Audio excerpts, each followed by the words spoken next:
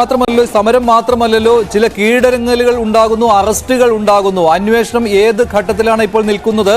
Police ഇപ്പോൾ ഉണർന്ന് പ്രവർത്തിക്കുന്നുണ്ടോ? ഈ സിൻജോ ജോൺസൺ എന്നയാൾ ഇന്ന് പിടിയിലായിട്ടുണ്ടല്ലോ. ഈ സിൻജോയാണല്ലോ ഇക്കാര്യങ്ങൾ പുറത്തു പറഞ്ഞാൽ തല കാണില്ല എന്ന് മറ്റു വിദ്യാർത്ഥികളെ ഭീഷണിപ്പെടുത്തിയത്. എന്താണ് അന്വേഷണത്തിന്റെ വിവരങ്ങൾ?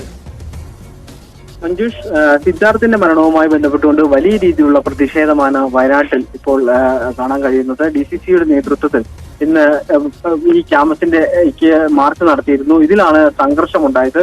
പോലീസിനെ മറികടന്നുകൊണ്ട് പ്രവർത്തകർ ക്യാമ്പസിലേക്ക് മറികടക്കാൻ ശ്രമിച്ചു. ഇതിനിടയിൽ പ്രവർത്തകരും പോലീസും തമ്മിൽ നേരിയ സംഘർഷമുണ്ടായി. അതിനുശേഷം യൂത്ത് കോൺഗ്രസിന്റെ നേതൃത്വത്തിലും യൂത്ത് ലീഗിന്റെ നേതൃത്വത്തിലും ക്യാമ്പസിലേക്ക് മാർച്ച് നടത്തുകയുണ്ടായി. ഇതിലും നേരിയ സംഘർഷമുണ്ടായിരുന്നു.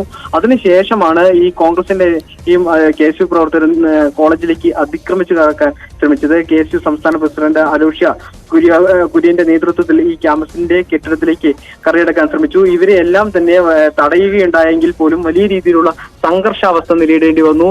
ഏറെ പണിപ്പെട്ടായിരുന്നു പോലീസും പ്രവർത്തകരും ഇവരെ തടയുകയുണ്ടായി. അതിനുശേഷം MLA-മാരടക്കം ഇവിടെ എത്തുന്ന സ്ഥിതി ഉണ്ടായിരുന്നു. ഏറെ സംഘർഷഭരിതമായ കാഴ്ചയായിരുന്നു ഇവിടെ കാണാൻ കഴിഞ്ഞത്. MLA-മാരായ T. സിദ്ദിഖ്, IC ബാലകൃഷ്ണൻ ഉൾപ്പെടെയുള്ളവർ ഈ സമരത്തിന് നേതൃത്വം നൽകിക്കൊണ്ട് ഈ യൂണിവേഴ്സിറ്റി ക്യാമ്പസിലുള്ള സിദ്ധാർത്ഥ് മരിച്ച ഈ ഹോസ്റ്റൽ മുറി കാണണമെന്നും ആവശ്യപ്പെട്ടുകൊണ്ടായിരുന്നു ഇവർ എത്തിയത്. ഇവിടെ പോലീസ് അടക്കമുള്ളവർ തടഞ്ഞെങ്കിലും വലിയ രീതിയിലുള്ള സംഘർഷമുണ്ടായിരുന്നു. ഇതിനിടെ 6-7 പ്രവർത്തകരെ പോലീസ് അറസ്റ്റ് ചെയ്ത് നീക്കുകയായിരുന്നു ഉണ്ടായത്.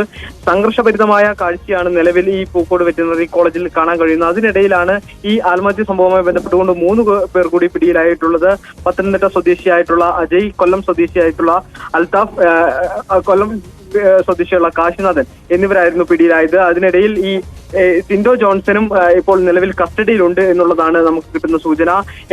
ഇയാളാണ് ഈ സംഭവം നടക്കുന്ന ഈ സിദ്ധാർത്ഥ് മരണപ്പെടുന്ന സമയത്ത് ഈ കുട്ടികൾ നിന്നിരുന്ന എല്ലാവരെയും ഭീഷണിപ്പെടുത്തുകയും ഈ വിവരം പുറത്തു പറയാൻ പാടില്ല എന്ന് അടക്കമുള്ള കാര്യങ്ങളിലേക്ക് ഈ സിദ്ധാർത്ഥ എന്ന് പറയുന്ന വിദ്യാർത്ഥിയായിരുന്നു സിൻഡോ എന്ന് പറയുന്ന വിദ്യാർത്ഥിയായിരുന്നു ഈ സംഘർഷത്തിനും അതുപോലെ തന്നെ ഈ സിദ്ധാർത്ഥിന്റെ മരണത്തിലേക്ക് നയിച്ചത് എന്നുള്ള കാര്യമാണ് നിലവിൽ അറിയാൻ കഴിഞ്ഞിട്ടുള്ളത്. ഇയാൾ ഇപ്പോൾ നിലവിൽ കസ്റ്റഡിയിലാണ്. എന്തായാലും പ്രതികൾ ഉടനെ തന്നെ എല്ലാ പ്രതികളെയും പിടികൂടുമെന്ന പ്രതീക്ഷയിലാണ് നിലവിൽ ഈ അന്വേഷണ സംഘമുള്ളത്.